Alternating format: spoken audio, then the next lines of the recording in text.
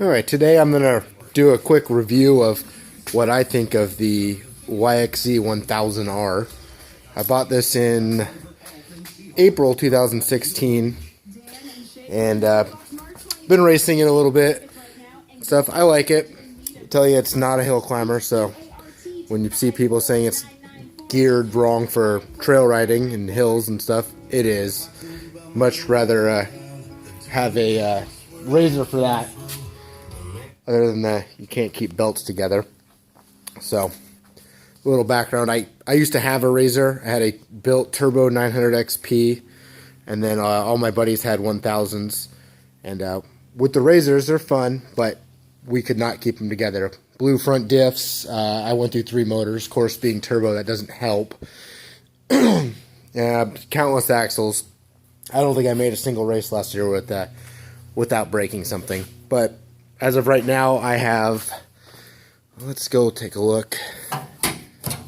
I have, on this thing, 1,159 miles, and I have yet to break anything other than a tie rod, which was my fault. So, the mods, I have done pretty extensive mods to this thing. I got a Fabworks full race cage with the race doors and the little chase light thing back here. They added a bumper to it. I also have I can't see, it's dark, but I have full DMC exhaust. Looks the same as Weller's, but the header's different. I have the RC2 filter in it. I have assault tie rods, which I'm actually working on right now. You can see them all taken apart back there. And I have crashed this and flipped it, which did result in the front of the frame bending. So we had to bend the frame back. Then we put a metal skid plate on it, tied it to the main hoop there. We also gusseted the frame, and then put a backing plate on the back of the steering rack. So, and then I added this bumper in right here. It kind of goes up and connects to the cage. It's removable, so in case I got to remove it. So right now, you notice there's no shocks on it. So the shocks are at Weller Racing getting their full short course kit and dual rate springs on it. And then I also ordered the Ebach front and rear sway bars for racing season this year. So overall, I do like the machine. It's fast. It's fun in the dunes. Fun at the racetrack.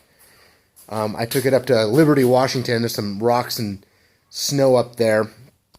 Didn't do all that great. It was basically dump the clutch just to get it moving over the rocks. Really hard on the machine. And that was with factory tires. So for racing, I actually chose to go with the MSA R-Forge beadlock with the Rage Thunder from Discount Tire. I had these on my Razor too. They're actually I think they're really good tires. They wear out quick, but I like them. So, it's a review on it. These are tough rigs. They take abuse really well. Much better than a Razor. But if you're everyday driving, everyday riding, the Razor's the way to go. If you're just a slow trail guy and like to kind of just putt around, these things like to be strung out a lot harder than the Razors do, to get them moving and actually enjoy them the way they are built. But I don't have any regrets. I paid $15 for it, so it was cheaper than the Razor. $15 for it, and then put all this stuff in it. I'm still probably cheaper than you could go out and buy a stock turbo Razor.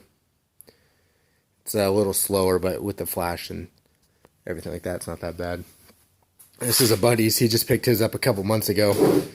I don't think he's ever washed it, but he does have the Alba full exhaust and tune, and it's actually a really good tune. I would prefer go with Alba. I don't really care for their muffler, the way it looks, but great tune. At least get their flash. The Graves, I have the Graves flash, but I think they have an update, so I'll get that updated pretty soon. I didn't buy the full bench tuner. I probably should have, but live and learn.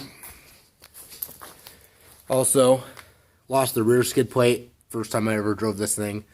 Now it has a metal skid plate also welded on, and also welded to the tabs right here and right there on the other side, stitch weld. So if I need to remove the diff, it's not too much of a pain in the ass, but it keeps these bars from bending in. A lot of people have had rolled theirs and bent the bar to the diff, so that should hopefully prevent that, because I have a hard time keeping it wheels down.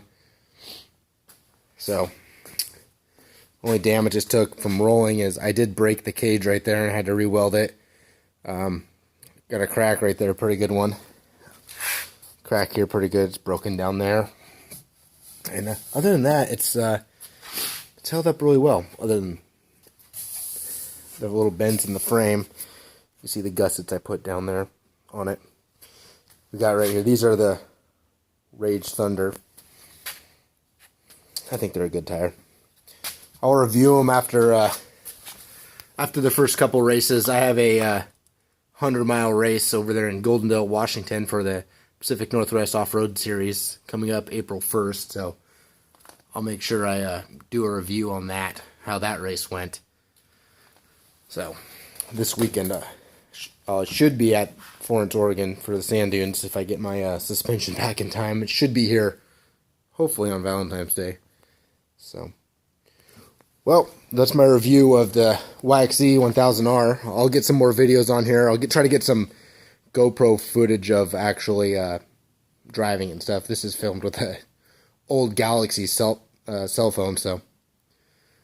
But overall, I like it. Like it more than the Razor. But that's just my opinion. A lot of people like the Razors better, but I never had any luck. I think I went through a couple clutches, a couple engines. I went through an engine before I was turboed, so. But yeah, check out my videos and like and subscribe some more. I'll be doing a review of this thing and trying to get some more videos of this coming up pretty soon, shortly. This is my what I use to actually if I want to go rock crawling or whatever. I built this from the ground up over the last couple years. So, and then also my son will be hopefully getting into racing when he's 4, if they'll let him. He's only 3 now. You can see some of my videos of him riding. So, okay. Well, that's my review. Like and subscribe. Thank you. Bye.